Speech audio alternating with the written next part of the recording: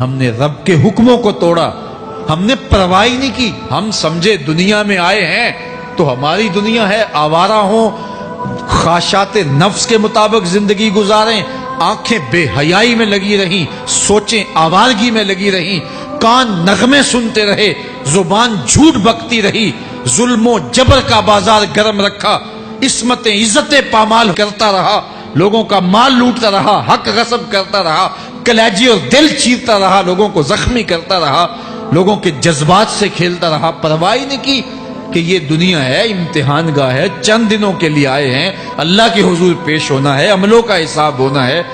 اب جب وہ دیکھیں گے کہ ہمارے ساتھ کیا ہونے والا ہے تو ان کے چہرے پہلے بگڑ جائیں گے۔ کیوں؟ وہ گمان کریں گے کہ ان کی ریڑھ کی ہڈی توڑ دی جائے گی، ایسے عذاب آئیں گے جس طرح کسی کی ریڑھ کی ہڈی ٹوٹ جائے تو اس کا چہرہ شگفتہ گلاب تو نہیں ہوتا، اس کا چہرہ جو ہے وہ تو کس قدر مرجھایا ہوا ہوتا ہے۔ تو اللہ ارشاد فرماتا ہے اس طرح ان کے چہرے ہوں گے۔ ابھی عذاب آیا نہیں ہے لیکن چہرے پہلے اترے ہوئے ہوں گے، اور جب عذاب کی بھٹی میں ڈالے جائیں گے، اللہ اکبر، اور وہ سخت عذاب، حضور نے جبریل امین سے پوچھا مجھے جہنم کے عذابوں کا ذکر سناؤ۔ عرض کی حضور سب سے ہلکے عذاب کی کہانی سناتا ہوں، اور وہ یہ کہ جہنمی کے پاؤں میں آگ کا جوتا رکھا جائے گا، باقی پورا بدن اس کا سلامت ہوگا۔ یہ سب سے ہلکے عذاب کی کیفیت ہے۔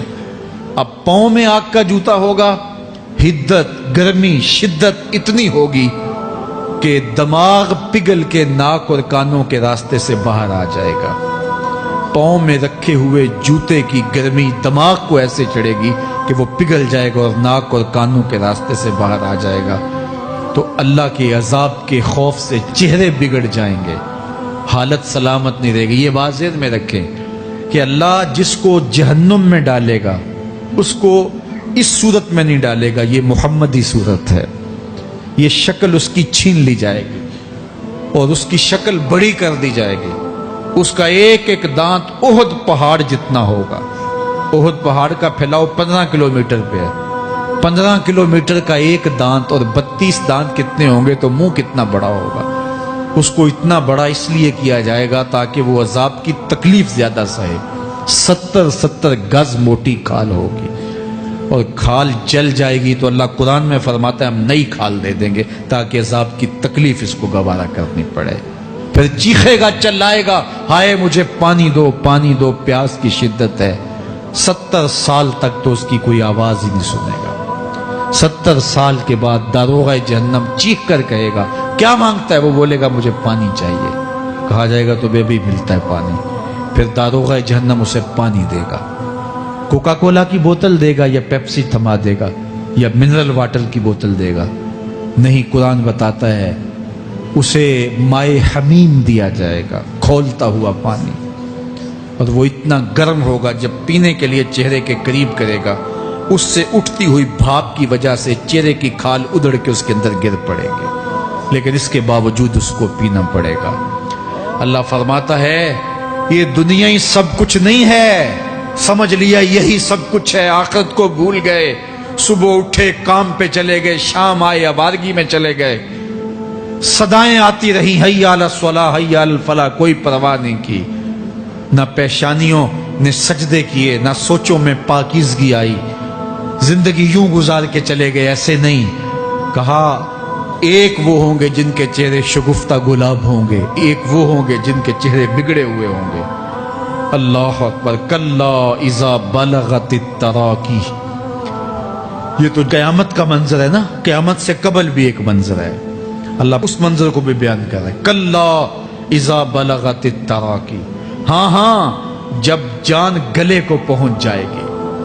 اے انسان تیرے اوپر وہ گھڑی بھی آنے والی ہے، وہ وقت بھی آنے والا ہے جب سانس اس ہنسلی میں اٹک جائے گا، جب سینے سے بھی سانس اوپر چلی گئی، اب ڈاکٹر بھی لا علاج قرار دے رہے ہیں کہ اب علاج نہیں رہا ہے، جان بس اب نکلنا چاہ رہی ہے، اور کہا جائے گا کوئی جھاڑ پھونک والا بلاؤ۔ اب ڈاکٹروں نے تو جواب دے دیا، اب سانس اٹک گئی گلے میں، چند لمحوں کی مہمان ہے، اب ڈاکٹروں نے کہا اب ہماری جانب سے لا علاج ہو گیا، اب لے جاؤ اس کو گھر یا وینٹیلیٹر پہ ڈال دیتے ہیں اس کو، بس اب ہماری جانب سے کوئی اس کا علاج نہیں ہے.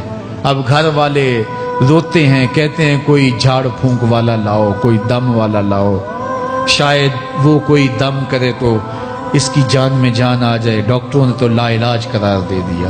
وَظَنَّ عَنَّهُ الْفِرَاقِ. اللہ فرماتا ہے یہ تو جھاڑ پھونک والے کو ڈھونڈ رہے ہیں، لیکن جس کی سانس یہاں اٹکی ہے وہ سمجھ گیا ہے اب موت آ گئی ہے. اس کو یقین ہو گیا ہے کہ اب موت کے لمحے آ گئے ہیں، اب میں بچ نہیں پاؤں گا. اب آنکھیں تاڑے لگی ہوئی ہیں. وَالْتَفَّتِ السَّاقُ بِالسَّاقِ. پنڈلی پہ پنڈلی چڑھ رہی ہے. جب موت آ جاتی ہے تو پھر پنڈلی سے پنڈلی لپٹ جاتی ہے، اس کو پھر جدا کرتے ہیں اور جدا کر کے دونوں انگوٹھے باندھ دیتے ہیں تاکہ پنڈلی کے اوپر پنڈلی نہ چڑھے. اللہ وہ منظر بیان کرتا ہے، صاحب یہ وقت آنے والا ہے جب دونوں انگوٹھے باندھ دیے جائیں گے، جب ناک میں روئی ٹھونس دی جائے گی، جب چٹے لباس میں کفن دیا جائے گا، جب غسال کے سامنے بے بس پڑے ہوں گے، وہ چاہے یہ بازو اٹھائے چاہے یہ بازو اٹھائے، گرم پانی ڈالے یا سرد پانی ڈالے، جب بس پڑے ہوئے ہوں گے جو ہے وہ غسل دینے والوں کے، اور ناک میں روئی ہوگی اور دونوں انگوٹھے آپس میں بندھے ہوں گے. یہ محل، یہ ماڑی، یہ کوٹھیاں، یہ بنگلے جس کو سویر شام لگ کے حلال حرام کی تمیز کیے بغیر بنایا تھا. غوث اعظم رضی اللہ تعالیٰ عنہ بولے مکان بنا رہا ہے، بسیں گے اور حساب تو جا کے دے گا. اور یہ تو ایک رات بھی تجھے اس گھر کے اندر نہیں رکھیں گے کہ چلو ایک رات مہمان رکھ لیں. کہتے ہیں نہیں نہیں، مہمانوں نے بھی جانا ہے تو جلدی کرو، اس کو سپرد کراؤ. وہ تو تیرا لباس بھی پھاڑ کے اتاریں گے، خود غسل دینے کے لیے تیار بھی نہیں ہے. تجھ سے خوف آنے لگا ہے. جاندی واری ڈرونا بنے ہوتے، ہاتھ نہ لاندے ڈر دے، جنہ لئی تو پاپ کمائے اج کتھے نہیں تیرے کر دے. آج تو وہ تیرے ساتھ تجھے غسل دینے کے لیے آمادہ نہیں ہے. وَالْتَفَّتِ السَّاقُ بِالسَّاقِ. جب پنڈلی پہ پنڈلی چڑھنے لگ جائے گی. إِلَىٰ رَبِّكَ يَوْمَئِذٍ الْمَسَاقُ. اس دن تیرے رب کی طرف ہی لوٹ کے جانا ہے. فَلَا صَدَّقَ وَلَا صَلَّىٰ. اس نے نہ تو سچ مانا اور نہ نماز پڑھی. وَلَٰكِنْ كَذَّبَ وَتَوَلَّىٰ. ہاں جھٹلایا اور منہ پھیر کے چل پڑا. ثُمَّ ذَهَبَ إِلَىٰ أَهْلِهِ يَتَمَطَّىٰ. پھر اپنے گھر کو اکڑتا ہوا چلا. اولا لک فاولا ثم اولا لک فاولا. تیری خرابی آ پہنچی، ہاں تیری خرابی آ پہنچی. ایحسب الانسان ان یترک سدی. انسان دنیا میں یہ گمان کرتا ہے اس کو سدا چھوڑ دیا جائے گا. سدا عربی میں ایسے اونٹ کو کہتے ہیں جس کی مہار کسی کے ہاتھ میں نہ ہو. شترے بے مہار، جہاں مرضی جس گھاٹ سے چاہے پانی پیے، جہاں سے مرضی چارہ لے، تو شترے بے مہار کو کہتے ہیں سدا. تو یہ انسان بھی گمان کرتا ہے کہ میں بھی سدا ہوں، مجھے کوئی کیوں پوچھے، میرے جذبات پہ کوئی کیوں قدغن لگائے، مجھے کیوں روکے کوئی. بالخصوص جوانی کے ایام کے اندر جوان کو بڑا ہوتا ہے کہ کوئی مجھے کیوں. وہ تو ماں باپ کے کہنے میں بھی نہیں آنا چاہتا. وہ کہتا ہے کیوں مجھے روکتے ہیں، میری جوانی ہے، میرے جذبات ہیں، مجھے آزادی سے جینے دو، کیوں میرے راستے میں رکاوٹ بنتے ہو، میں سدا ہوں. اللہ فرماتا ہے نہیں، ایک اونٹ تو سدا ہو سکتا ہے، جس کو میں نے اشرف المخلوقات بنایا ہے اس کو تو سدا نہیں چھوڑوں گا، اس کو تو پابند بناؤں گا حکام کا. اب وہ کہتا ہے کہ نہیں نہیں، یہ کیسے دوبارہ اٹھائے جائیں گے. اب دوبارہ وہی بات پھر آ گئی. الم یک نطفۃ من منی یمنا. اللہ فرماتا ہے ایک بوند تھی نا، پانی کا ایک قطرہ تھا جو رحم مادر میں رکھا گیا. ثم کان علقہ، پھر وہ پانی کا قطرہ لوتھڑا بنا. فخلق فسوی، پھر اللہ نے اسے پیدا فرمایا اور پھر ٹھیک ہموار کیا. فجعل منہ الزوجین الذکر والانثی، پھر اس سے وہ جوڑ بنائے، کوئی مرد بنایا کوئی عورت بنائی.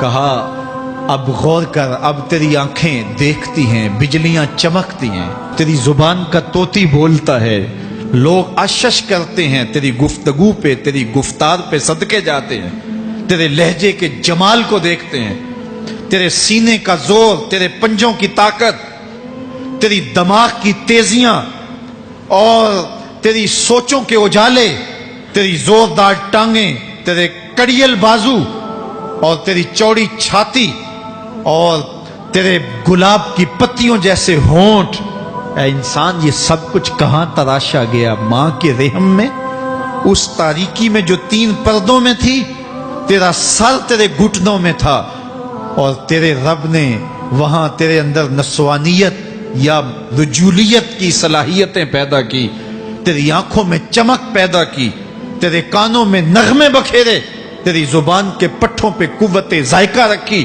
تجھے بولنے کی صلاحیت دی، تیرے پنجوں میں زور رکھا۔ آج تو مفتی شہر ہے، آج تو علامۃ الدہر ہے، آج تو قاضی القضات ہے، آج تو منسٹر ہے، آج تو وزیر اعظم ہے، آج تو پہلوان ہے، آج تو شہزادہ ہے، آج تو بادشاہ ہے، آج تو زوراور ہے، آج تیری طاقت کے کیا کہنے؟ آج شیروں کو تو نچا لیتا ہے، ہاتھیوں کو تو بٹھا لیتا ہے، آج تو بڑا زوراور گھڑ سوار ہے، آج تیری طاقت کے کیا کہنے؟ تو کشتی کرتا ہے، زمانہ دیکھنے آتا ہے، آج تیری طاقت کے شوہرے ہیں، تیری عظمت کے تنتنے ہیں، لیکن انسان تو ایک ناپاک قطرہ تھا اور رحم مادر میں تھا۔ تیرے اندر یہ رنگ کس نے بھرے؟ تیرے کانوں میں نغمے کس نے رکھے؟ تجھے دماغ کی قوتیں کس نے دی؟ زبان کو بولنا کس نے سکھایا؟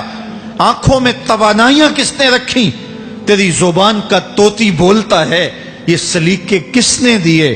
پھر اللہ فرمایا، کتنا زوردار بیان ہے، الیس ذالک بقادر علی ان یحیی الموتى، جو ماں کے پیٹ میں ایک نطفے کو ایک خوبصورت انسان بنا سکتا ہے، ہڈیوں کو جوڑ کے دوبارہ انسان نہیں بنا سکتا؟ کیا وہ دوبارہ تجھے کھڑا نہیں کر سکتا اپنے سامنے پیش ہونے کے لیے، جس کے حکموں کو تو نے توڑا ہے، جس کے فرامین کا تو نے مذاق اڑایا ہے؟ کیا وہ اتنا ہی بے بس ہے کہ اپنے حضور تجھے جو ہے وہ کھڑا ہی نہیں کر سکتا ہے؟ جس رب نے تجھے ماں کے شکم میں شکل دی، حضرت شیخ فرید الدین عطار بولتے ہیں، سانے کستی سلاتی می شود، ایسا کاریگر ہے مٹی سے بادشاہ بنا ڈالتا ہے۔ اس نے مٹی سے دارا و سکندر بنائے، اس نے مٹی سے جو ہے وہ رستم و سہراب بنائے، اس نے مٹی سے کیا کیا بنا دیا جو مٹی سے بادشاہ بنا سکتا ہے، جو نطفہ رحم مادر سے جو ہے وہ شکل اور صورت اور رنگ اور جمال بنا دیتا ہے۔ تیری صورت نکھرتی ہے، تیرے ہونٹ گلابی ہیں اور تیری نرگسی آنکھیں ہیں، تیرے ریشمی بال ہیں اور تیری خوبصورت رنگت ہے، تو چال چلتا ہے تو لگتا ہے قیامت چل رہی ہے، تیرا قد رانا جو ہے وہ صنوبر کو شرماتا ہے، تیری گفتار کے تنتنے ہیں۔ جس نے اتنی خوبصورت شکل ماں کے رحم میں بنائی، کیا وہ ہڈیوں کو جوڑ کے دوبارہ انسان نہیں بنا سکتا؟ وہ دوبارہ انسان بنائے گا اور پھر تجھے اپنے حضور کھڑا کرے گا۔ اور ایک حدیث میں آتا ہے، اللہ بندے کو اپنے حضور کھڑا کرنے کے بعد اپنے سامنے سے ہٹنے نہیں دے گا جب تک 5 سوال نہیں پوچھ لے گا۔ ان عمرہ ہی فیما افنا ہو، اس کی عمر کے بارے میں پوچھے گا، کہاں ضائع کی؟ میں نے تجھے زندگی دی، 60 سال 70 سال 40 سال 50 سال، اس زندگی کو کہاں گزار کے آیا ہے؟ ان شباب ہی فیما ابلا ہو، اس کی جوانی کے بارے میں پوچھا جائے گا، جوانی کہاں گزار کے آیا ہے؟ مجنوں تو نہیں بنا رہا، خواہشات کا اسیر تو نہیں ہو گیا، دیوانوں کی طرح زندگی تو نہیں گزار کے آ گیا؟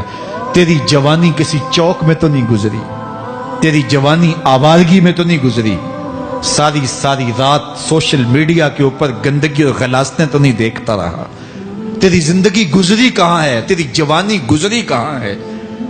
اگر کوئی جواب نہ ہوا تو پھر کیا جواب دے گا؟